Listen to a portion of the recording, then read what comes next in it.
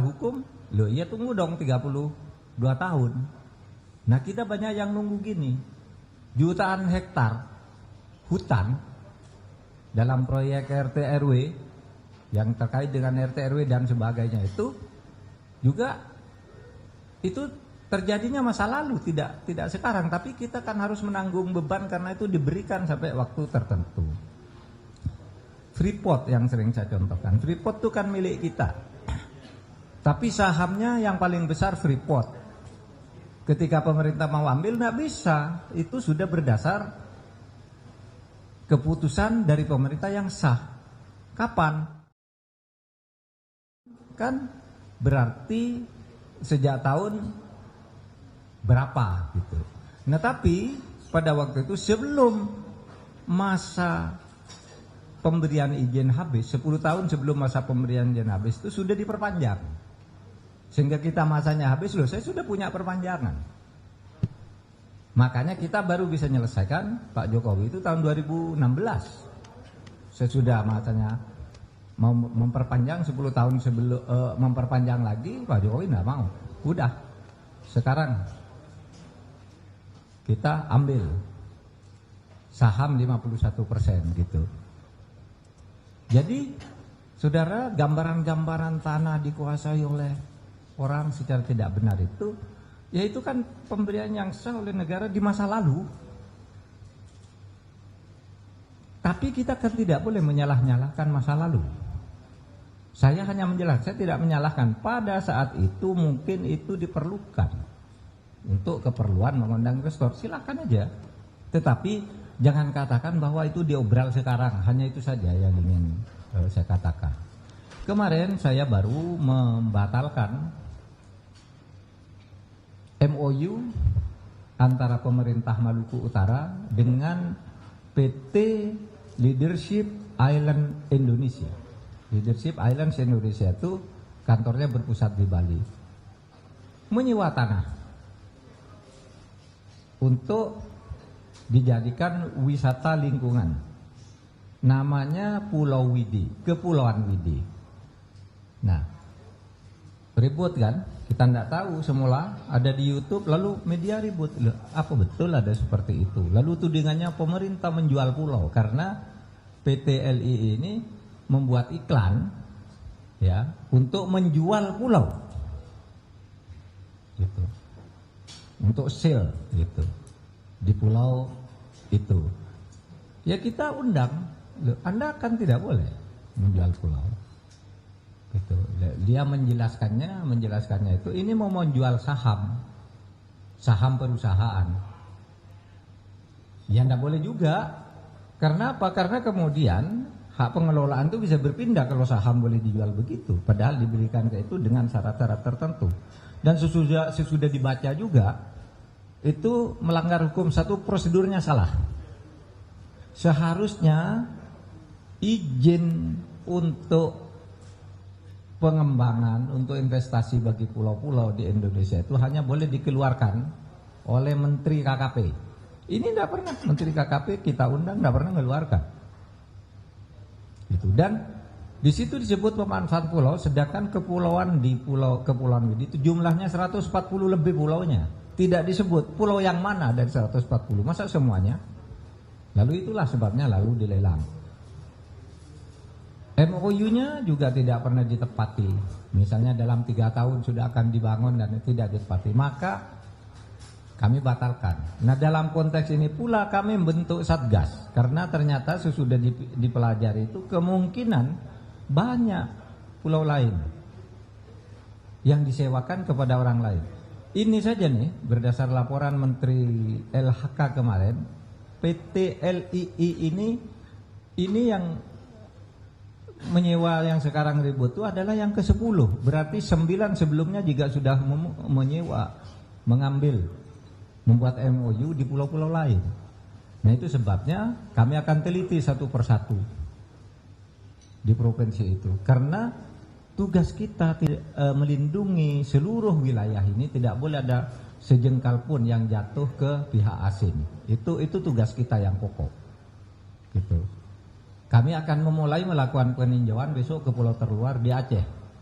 Kami akan ke Pulau Rondo tanggal 21, Pulau Rondo, terus ke Sabang, terus nanti akan berkeliling lagi membentuk tim lah untuk Satgas untuk meneliti itu semua. Nah demikian saudara, silahkan sekarang bertanya. Baik, Pak Menko, terima kasih. Teman-teman sekalian, itulah catatan akhir tahun yang dinilai penting untuk teman-teman sebarkan ke publik. Jadi tidak semata-mata kita mengharapkan berita itu dari wawancara yang Anda kembangkan nanti, tetapi juga dari poin utama yang disampaikan Pak Menko. Sungguh-sungguh hal yang sangat substantif untuk teman-teman bisa publikasikan dalam akhir tahun sekarang ini. Baik, saya buka sesi pertanyaan, mungkin 3-4 orang dulu, sambil kita lihat kemungkinannya Pak Menko bisa sampai jam berapa sebelum meninggalkan tempat ini, dan juga nanti bisa dibantu oleh deputi terkait. Monggo, dari mana nih? Ya, saya cek. Ya, selamat siang Pak Menko, saya Faris dari TV One. TV One, sebentar, TV One, siapa lagi? Oh banyak sekali. CNN, oke, sini Kompas. Jadi TV One, sebentar, 3 dulu. TV One, CNN, Kompas. Ya, Kompas cetak atau Kompas TV? TV, oke, monggo silakan TV One dulu. Ya, selamat siang Pak Menko dan jajaran.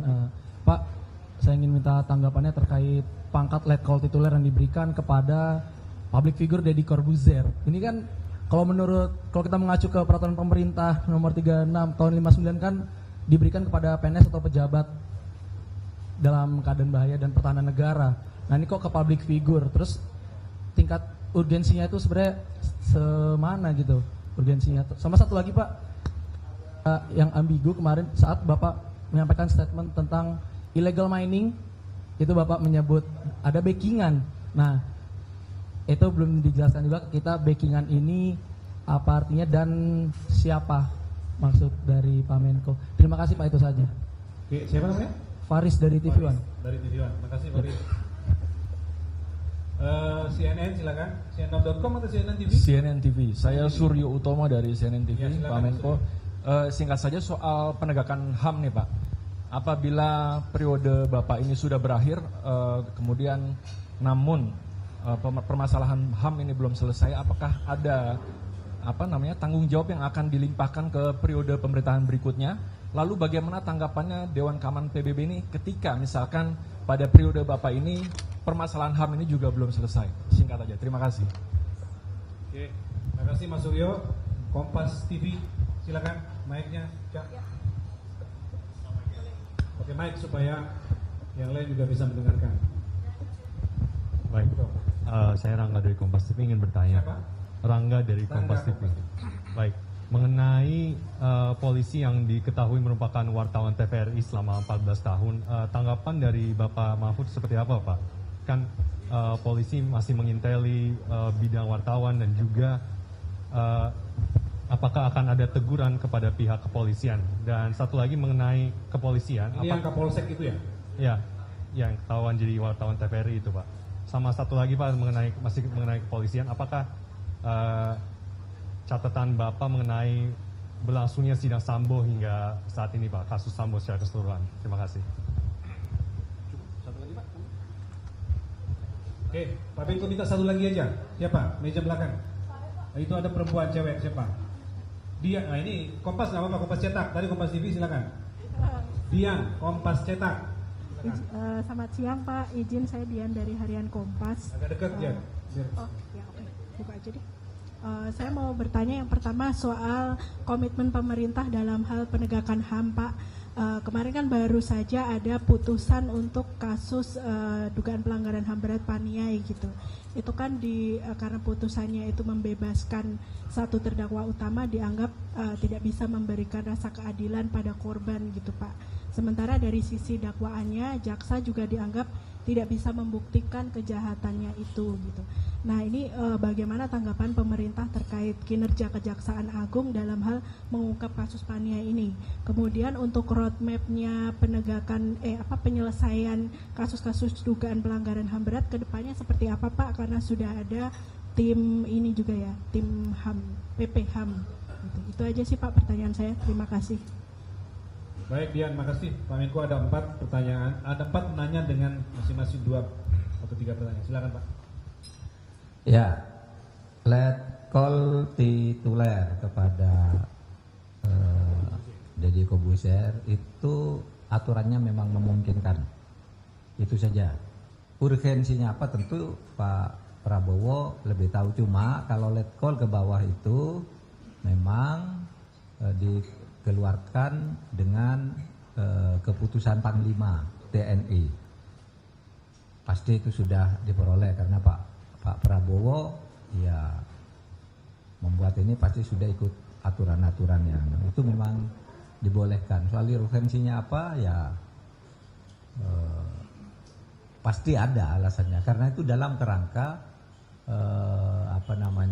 bela negara ya, Komcat ya, untuk komponen cadangan. Mungkin dia bisa dianggap sebagai orang Dede ini yang bisa mendorong komponen cadangannya menjadi lebih bagus, lebih maju, punya wawasan yang luas, memanggil orang untuk ikut aktif, mendorong semangat para Komcat itu di dalam tugas-tugas membela negara. Soal illegal mining, begini loh, saudara, yang saya katakan itu banyak kasus mafia, bukan hanya illegal mining, illegal fishing, illegal mining, mafia tanah dan sebagainya. Itu sulit sekali karena berkait-kaitan dan sesudah mau diselesaikan itu sulit, tidak bisa. Lalu kenapa tidak bisa? Pak, di belakangnya ini. Gitu. Di banyak kasus dan banyak laporannya di sini. Ada satu kasus yang jelas-jelas keliru, kita turunkan tim ke sana. Begitu turunkan tim, pejabat penegak hukumnya dipindah. Sehingga yang baru menyatakan, Pak itu yang sebelumnya. Kami tidak tahu, tinggal ngelanjutin. Nah begitu-gitu, meskipun kan mestinya kan sederhana cara menyusun. Saudara, ini masalah yang rumit gitu, sama dengan misalnya dulu kan ada seorang waktu seorang oknum Partai Demokrat korupsi besar-besaran. Di dalam hasil pemeriksaannya dia divonis di dalam bahan-bahan pertimbangan itu melibatkan beberapa pejabat, ada menteri, ada dirjen, ini dapat sekian banyak. Itu tidak ditindaklanjuti oleh KPK misalnya. Saya datang ke KPK waktu zamannya Pak Taufikur Rahman Ruki. Saya protes, lalu saya datang diberitahu kok ini tidak ditindaklanjuti, kan disebut di dalam putusan itu bahwa melibatkan ini, mendapat uang ini. Ya memang rumit, karena apa? Misalnya si A itu seharusnya tersangka, itu melibatkan si B, si D, si D. Sebelum si A tersangka harus selesai dulu si D. Sebelum si D selesai clear dulu D, dan seterusnya dan seterusnya. Nah kerumitan seperti itu lalu saya memahami, iya ini tidak mudah gitu. Ini tidak mudah. Apakah tidak diselesaikan? Terus kan, masih terus di dalam penyelidikan. Tidak ada, apalagi di KPK kan tidak dikeluarkan SP3, masih terus gitu berjalan. Sama dengan kasus backing-backingan ini, saya kira udah lama lah ini, cuma tidak ada yang berani ngomong aja. Backing-backing sejak dulu ini di backing. Saya sebelum jadi menteri itu ada kasus besar tuh di Bekasi, datang ke saya sebagai swasta gitu, bukan sebagai pejabat, datang ke saya, tanahnya dirampas oleh pengembang, ini kasusnya, datang ke saya. Terus saya undang teman pengacara, tolong dibantu apa kalau ini gampang gitu. Datang ke kantor aparat penegak hukum, enggak bisa Pak, di belakangnya ini ada Pak ini, enggak berani. Yang begitu tuh sudah lama, Nah kemarin saya tanya kepada Pak Sesmenko nih, Pak itu tentara tuh kalau sudah pensiun punya kekuatan apa Pak? Kok di laporan saya itu banyak membacking orang, membackingi mafia, jenderal inilah, jenderal itu, gitu. Kenapa anda punya kekuatan? Nah kalau gitu, saya bilang ambil, saya sampaikan ke polisi, ambil dong tuh. Sudah pensiun kok masih ini, lalu mau menggunakan apa? Mungkin sebentar lagi akan ada pengumuman tersangka lah. Bisa tuh. Saya bilang ke Poldanya, jangan dibiarkan dong kayak gini. Menguasai sebuah kompleks swasta tanpa izin, tanpa surat resmi, mengemot uang dari masyarakat. Gitu. Nah yang begitu tuh banyak, saudara. Dan kita, saya, Pak Kapolri, Pak Panglima berkomitmen untuk menyelesaikan ini. Gitu. Mari, yang lama-lama itu mulai dibuka aja. Kalau diambangkan karena takut karena ini, kapan selesainya? Nah itu yang saya maksud. Tidak usah menyebut orang, tidak boleh. Gitu. Saudara, kemudian CNN, jika penegakan HAM nanti ganti Menko ganti ini, enggak, ini tugas institusional, bukan tugas personal. Itu terus diteruskan, tinggal seberapa besar dia ingin menyelesaikan ini. Apakah kalau penyelesaian kasus HAM masa lalu itu kalau tidak selesai sekarang gimana? Nanti PBB apa tanggapannya? Tidak ada urusannya dengan PBB. PBB saya sudah ke sana, tidak ada mencatat ini. Saya datang sendiri, tidak ada masalah HAM di Indonesia 3 tahun terakhir ini, termasuk masalah ini tidak ada, tidak menjadi catatan. Itu kan catatan kita aja. Dan kita akan menyelesaikan ke dalam. Gitu. Ya. Persoalannya hukum acara, dasar hukum yang dipakai oleh Komnas HAM. Begini guys. Pelanggaran HAM berat itu ditetapkan oleh Komnas HAM.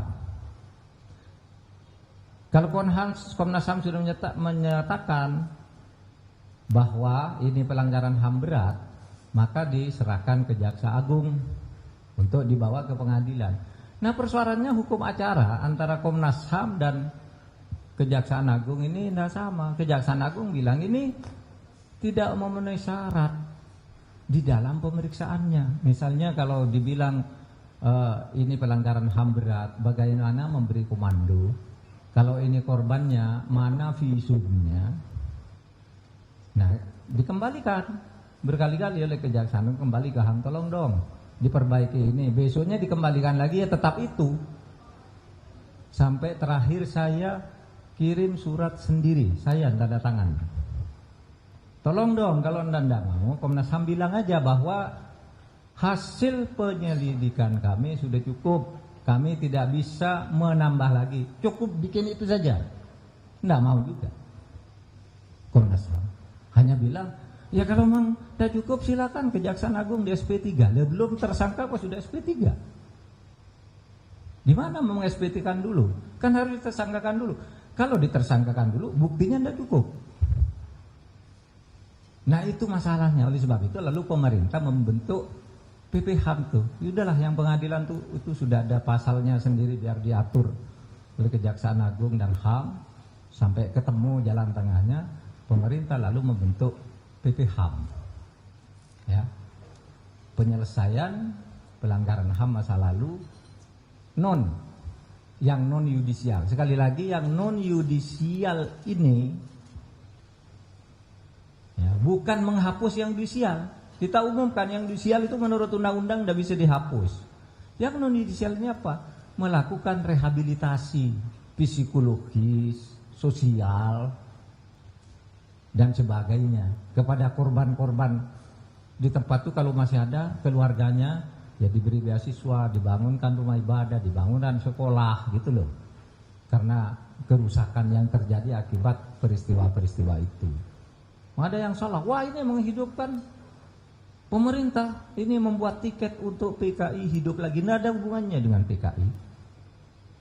Itu pertama yang disebut di dalam PP HAM itu 13 kasus pelanggaran HAM masa lalu, termasuk kasus atau peristiwa tahun 65. Kita tidak nyebut PKI, siapapun yang menjadi korban tahun 65. Apakah itu PKI, apakah itu tentara, ataukah NU. Itu kan kita, karena bagi saya pengadilan soal PKI udah selesai. Secara hukum udah diputus oleh Mahkamah Militer Luar Biasa. Dan Mahkamah Militer Luar Biasa itu dibentuk berdasar PNPS yang dibuat oleh Presiden Bung Karno. Sebelum beliau berhenti, tahun 63 dia bentuk mahkamah militer luar biasa untuk mengadili orang-orang yang melakukan pemberontakan terhadap negara. Dan itu yang dipakai, dan PKI sudah selesai, sudah dinyatakan dia bersalah, dia pemberontak, sehingga berdasar itu lalu dimasukkan TAP MPR, Partai Komunis dilarang. TAP MPR nggak bisa dicabut. Hanya dinyatakan TAP MPR itu ada yang tetap berlaku, nggak bisa dicabut. Ada yang dinyatakan sudah selesai, tidak usah diperpanjang, tidak perlu dicabut juga. Ada yang perlu dilanjutkan sampai selesai. Nah, yang PKI itu dinyatakan berlaku selamanya. Jadi kita buat PP HAM itu bukan untuk menghidupkan PKI. Tidak ada satu kata pun PKI itu. Peristiwa 65. Kalau di Madura daerah saya, korban peristiwa 65 itu santri kiai, kampung pesantren. Itu peristiwa 65. Karena apa? Itu perang sipil kalau bagi pandangan saya. Dan itu sudah selesai. Nah, kita mau merehabilitasi. Loh, ini pokoknya ini mau menghidupkan musuh umat Islam. Loh, di 13 kasus itu ada kasus Tanjung Priok. Korbannya umat Islam, bukan PKI. Aceh, pesantren. Justru ini juga di mana kelompok-kelompok Islam juga jadi korban dari pelanggaran HAM berat yang dirumuskan oleh Komnas HAM itu. Kita lanjutkan, yang non yudisialnya kita buat, yang yudisialnya kita buat. Paniai misalnya, itu satu contoh. Bagaimana tuh Paniai kok diputus bebas oleh pengadilan? Lah kan kita sudah bilang, datanya tidak cukup yang diberikan oleh Komnas HAM, tapi waktu itu Pak Presiden manggil saya dan Jaksa Agung, Pak Mahfud katanya, Pak Menko, ini setiap hari Komnas HAM, hari asasi, saya selalu berpidato untuk membawa ke pengadilan kasus pelanggaran HAM berat. Kenapa kok tidak dibawa? Kata Pak Jaksa Agung, Pak, tidak cukup buktinya.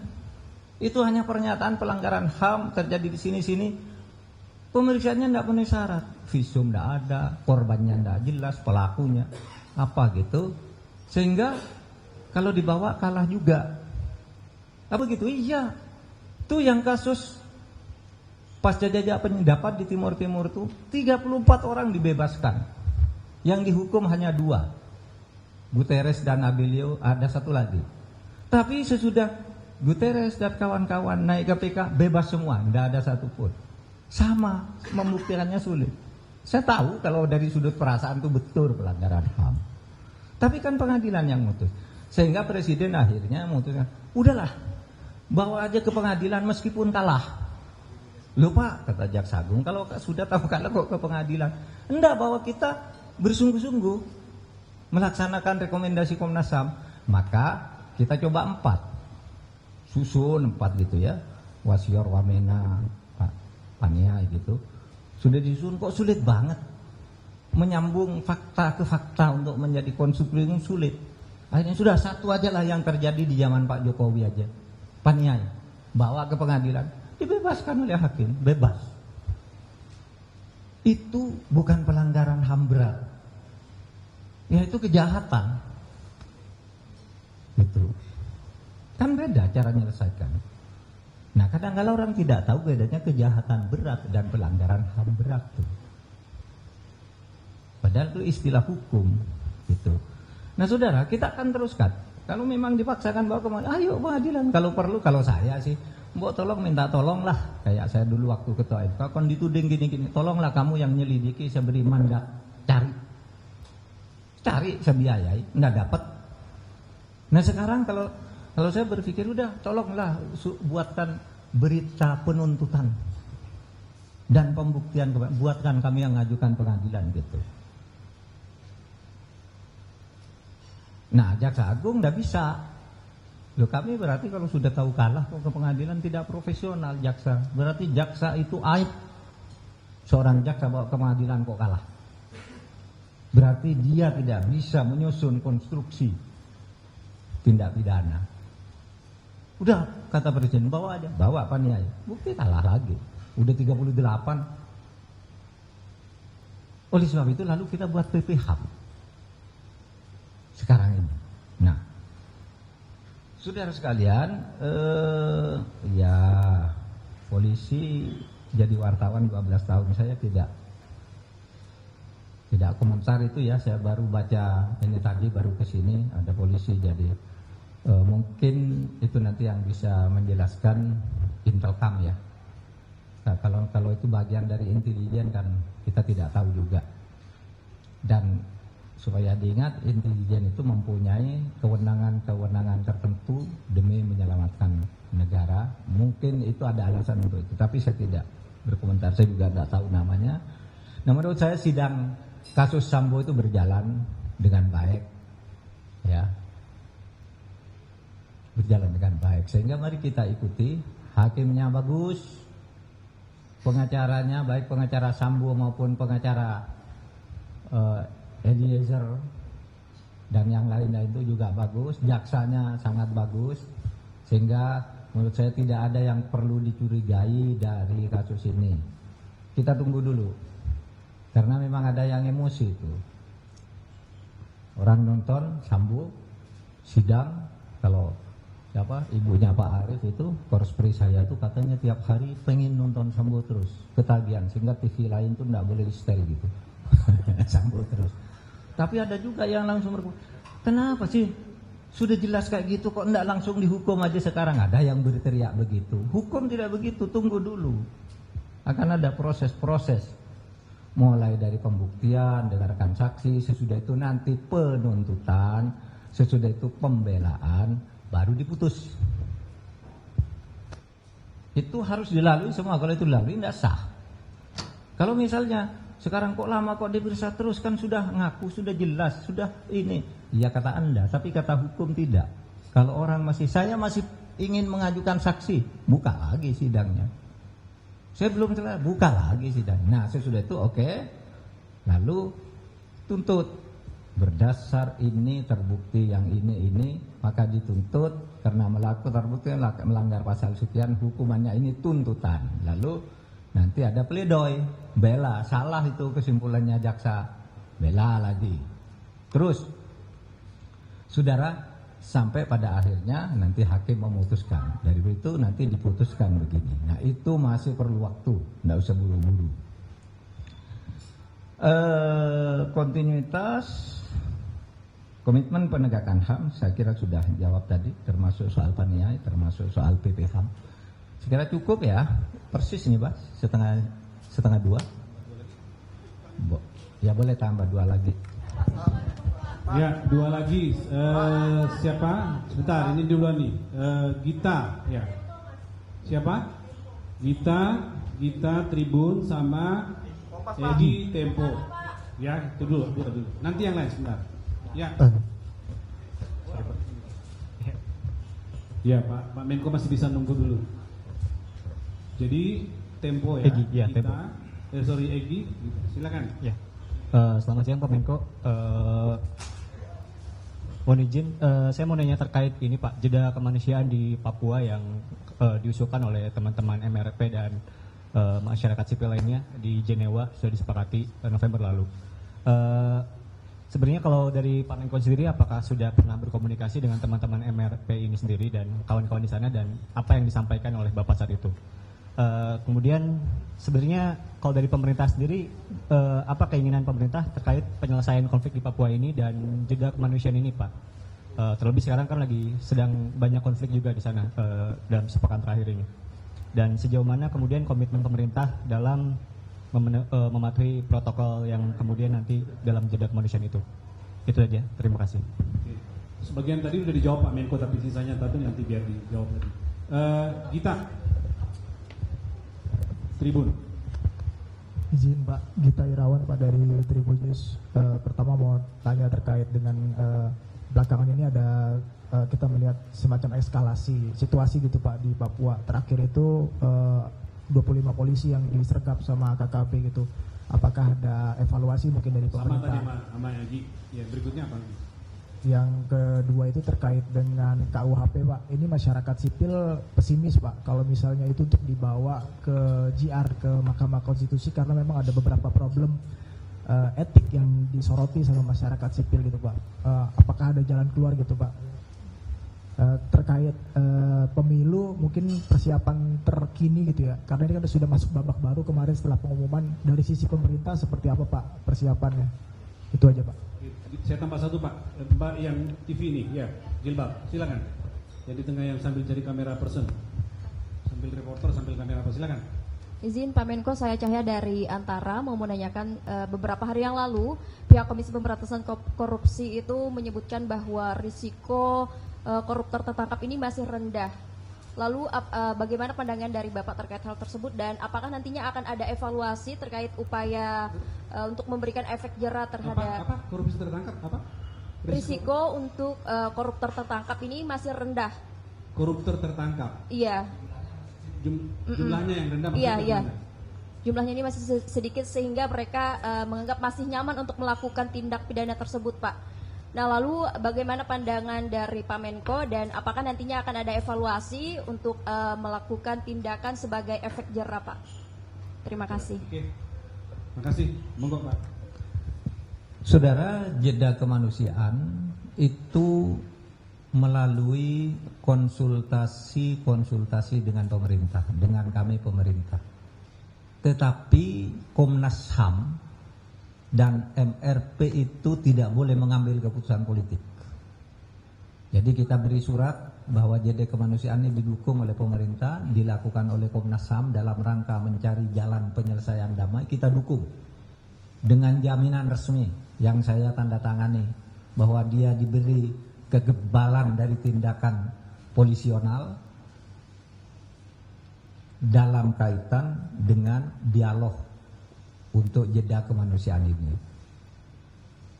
Nah, tetapi apapun putusannya itu disampaikan ke pemerintah, bukan sesuatu yang mengikat, karena Komnas HAM itu tidak mewakili pemerintah. Komnas HAM itu adalah lembaga sendiri yang kewenangannya diberikan oleh undang-undang sendiri. Undang-undang nomor 26 tahun 2000, kemudian ada undang-undang nomor 39 tahun 99 dan seterusnya. Dia sendirilah lembaga independen.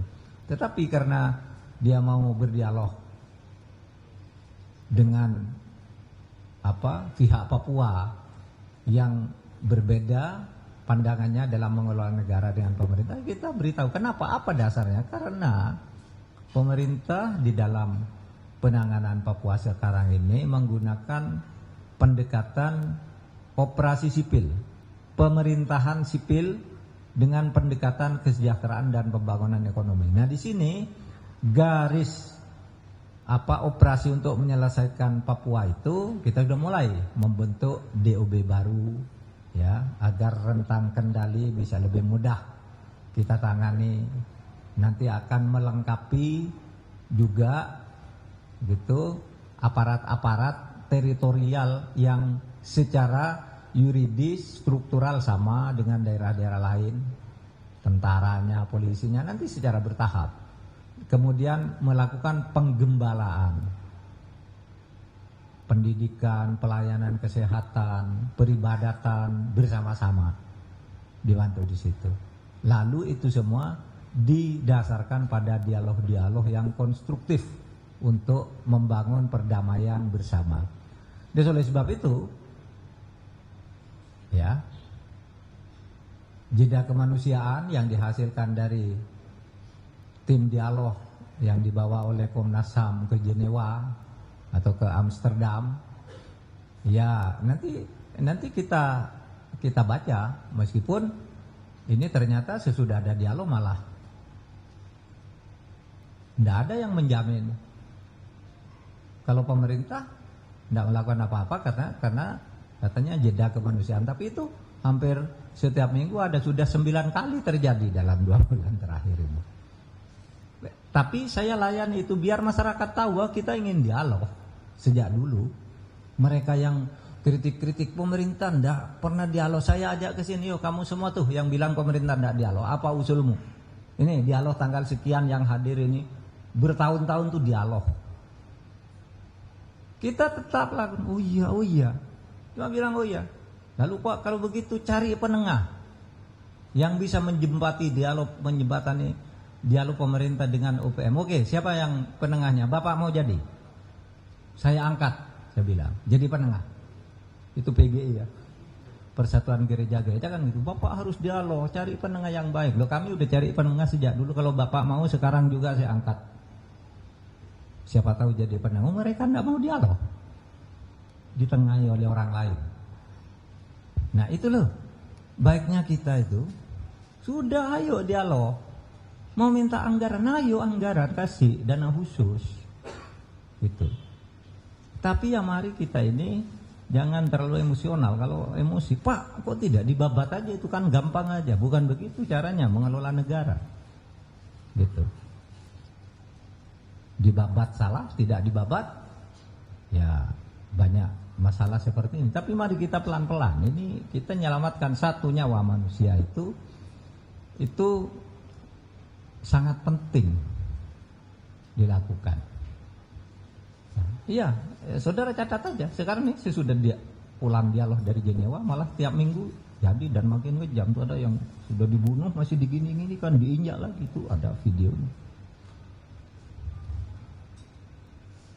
Dan kita ngerem karena ada saran dialog, jeda dulu, jangan bertindak kan gitu. Nah saudara, itu soal Papua, bukan soal kita takut atau apa, masa takut gitu. Tapi ini menyelesaikan dengan mengingat setiap nyawa manusia itu berharga gitu. Nah baik, jadi itu ya soal penggembalaan, dialog, kemudian KUHP. Menurut masyarakat sipil pesimis kalau lewat MK. Ya enggak apa-apa pesimis, karena jalur konstitusionalnya begitu. Jadi begini ya saudara, kitab undang-undang hukum pidana yang berlaku sekarang ini dulu dibuat pertama kali tahun 1804 di Prancis. Namanya Kode Penal. Prancis menjajah Belanda pada tahun 1811 sampai 1816. Itu diberlakukan di Belanda. Oleh Belanda itu kemudian diberlakukan di Indonesia setelah direvisi pada tahun 1871 direvisi. Lalu berlaku, lalu dibawa ke Indonesia. Sejak 1918 berlakulah itu resmi di Indonesia. Tahun 1945 Indonesia merdeka, diberlakukan lagi sambil menunggu yang baru. Nah kita menunggu yang baru sejak merdeka itu baru selesai sekarang. Masalahnya apa sama? Ada yang setuju, ada tidak setuju, ada yang setuju, tidak setuju. Lalu terus kapan? Kalau menunggu orang setuju, oke lah kita sekarang. Masyarakat sipil ingin begini, coba itu masyarakat sipil dituruti. Ini kehendak masyarakat sipil, mari kita jadikan undang-undang. Masyarakat yang tidak sipil atau masyarakat sipil yang lain yang marah, dikira dia benar sendiri. Wah, orang lain menganggap kamu salah. Masyarakat sipil, jangan sok merasa paling benar sendiri kan gitu. Orang lain setujunya begini, kamu tidak setuju, ya mari tempuh prosedur yang berlaku secara konstitusional, ditetapkan di DPR. Anda tidak puas di DPR, ke sana, ke Mahkamah Konstitusi. Kan gitu prosedurnya. Terus mau cara apa lagi? Cara bernegara kan seperti itu yang disepakati. Bahwa ada yang pesimis, optimis, ya biasa saja lah. Gitu. Kalau saya optimis dalam arti apapun keputusan Mahkamah Konstitusi nanti ya itulah yang berlaku. Gitu. Ada memang mekanisme legislative review, bukan judicial review. Ya nanti kita lihat legislative reviewnya. Apalagi masih ada waktu 3 tahun untuk kita mensosialisasikan itu. Karena kadangkala orang yang kritik kadangkala belum baca juga. Masa bilang, orang luar negeri jangan ke Indonesia kalau kamu nanti bersetubuh dengan orang yang bukan istri atau suami. Itu bisa dipenjara. Itu kan belum baca undang-undangnya.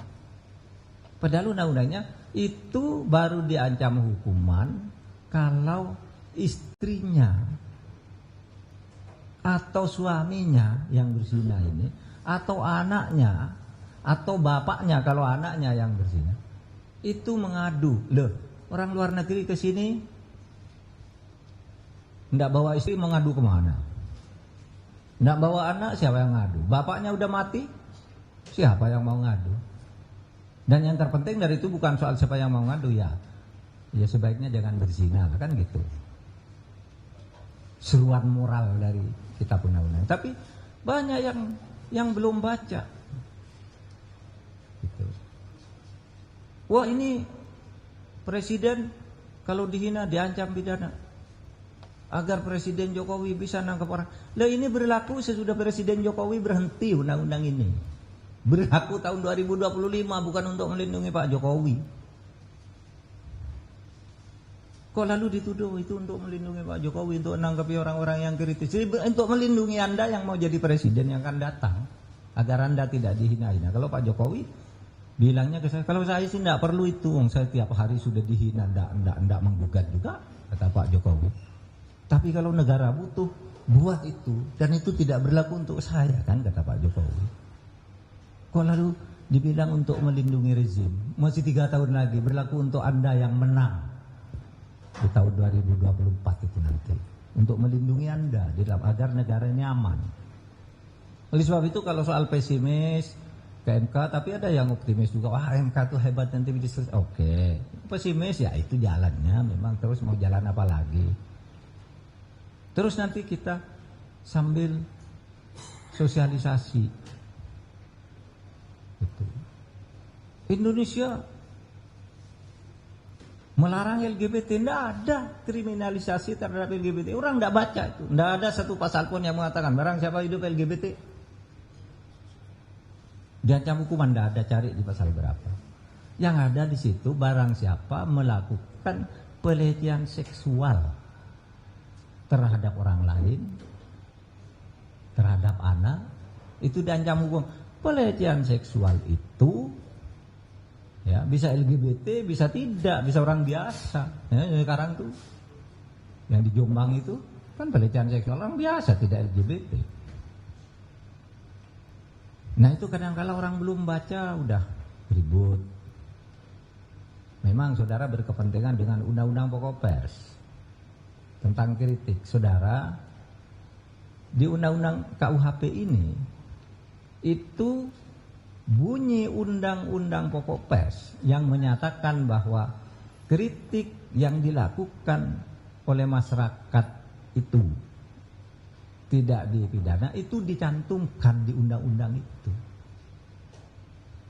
Ngambil dari undang-undang pokok pers kok penjelasannya. Ketika undang pers, Pak gimana kami nanti tidak mau? Oke, maunya apa? Lah kami bebas. Sesuai apa? Sesuai dengan undang-undang pers nomor 21 tahun berapa gitu. Oke, kita ambil itu, tempel di undang-undang KUHP. Tempel di penjelasannya. Dia dikatakan, awas loh, yang dikatakan kritik itu adalah orang yang menyampaikan sesuatu untuk kebaikan bangsa dan negara. Tapi kalau orang menghina, kamu kok kayak babi, kemarin kayak kuda kok sekarang berubah kayak babi perilaku, itu menghina, bukan kritik. Saudara mau digitukan? Itu pun kalau dilakukan harus dengan laporan pengaduan, delik aduan, tidak sembarang ditangkap gitu. Kalau yang bersangkutan tidak apa-apa, saya dibilang kayak babi, ya sudah selesai. Gitu. Memfitnah dan sebagainya. Nah kan beda, mengkritik, memfitnah dan menghina itu kan beda, ada ukurannya. Ada public common sense juga gitu. Tapi mari kita perbaiki, masih punya waktu 3 tahun lah. Kita semua udah berjuang, saya ikut berjuang lama sejak mahasiswa nih, RUU KUHP ini. Ikutlah. Sebelum saya udah 20 tahun sebelumnya udah diperjuangkan. Saya jadi anggota DPR 2004 berjuang, ini baru selesai sekarang. Mau nunggu lagi kapan? Gitu. Sudah Anda setuju bawa ke MK. Kalau menunggu Anda setuju, Anda siapa? Menunggu Anda setuju baru disahkan. Oh ya, What do you think you are? Kok Anda minta kalau Anda tidak setuju lalu tidak boleh disahkan? Orang lain setuju kok, orang lain minta itu kok. Mewakili siapa? Kalau mewakili rakyat ini semua rakyat. Oleh sebab itu tempuh prosedur. Jadi hukum. Apa hukum itu? Hukum itu adalah resultante. Hukum itu adalah kesepakatan. Nah sekarang dalam konstitusi kesepakatan itu dibuat oleh wakil rakyat yang menang pemilu. Upah itu menangnya curang. Lah kamu kok tidak ikut pemilu lalu curang juga kenapa? Itu aja. Toh prosedur kenegaraan harus contohnya ini sudah ditempuh dan itu semua sebenarnya kritik-kritik itu pada umumnya bias, belum baca hasil sosialisasi. Dulu gini deh, ini dulu disepakati yuk kita bikin legacy bagi Pak Jokowi, buat KUHP yang sudah puluhan tahun tidak bisa dibuat, kita sahkan 17 Agustus sebagai hadiah kemerdekaan. Sepakat sudah sepakat, oke. Tapi waktu itu Dewan Pers datang ke saya, Pak Azumardi dan kawan-kawan, gitu pada bulan Juli, akhir Juli gitu, Pak ini masih oke. Saya bilang saya datang ke Presiden, Pak ini masih ada Pak, perlu ditampung enggak? Berarti hadiah 17 Agustus enggak. Lalu para menteri dipanggil Pak Jokowi tanggal 2 Agustus. Tidak usah disahkan 17 Agustus. Beri lagi sosialisasi sampai ngerti. Nah saudara, ketika kami dipanggil Pak Jokowi tanggal 2 Agustus itu, daftar isian masalah, daftar masalah yang diajukan oleh Dewan Pers itu ada 9. Sesudah disosialisasikan lagi, berkembang menjadi 14. Apa? Terus disosialisasikan lagi, akhirnya yang diputuskan berubah 69 butir. 69 butir. Dari 9 jadi 14, jadi 69. Terus kurang apa? Kalau nunggu Anda setuju, kalau hanya karena Anda tidak setuju, nanti saya akan mengatakan, Anda setuju, saya tidak setuju. Lalu nunggu saya setuju, kan tidak boleh. Sudah hampir jam 2. Sekian, Assalamualaikum warahmatullahi wabarakatuh. Tepuk tangan buat Pak Menko dan kita semua, saya kira semua sudah dijawab. Masalah-masalah serius dan besar tadi juga sudah dijawab. Dan kita semua, saya kira tidak hanya Pak Menko, Pak Deputi, para staf khusus, staf ahli juga harus beraktivitas karena sudah jam 2. Sekian atas kehadiran teman-teman, terima kasih. Dan Pak Menko kami ucapkan terima kasih. Assalamualaikum warahmatullahi wabarakatuh.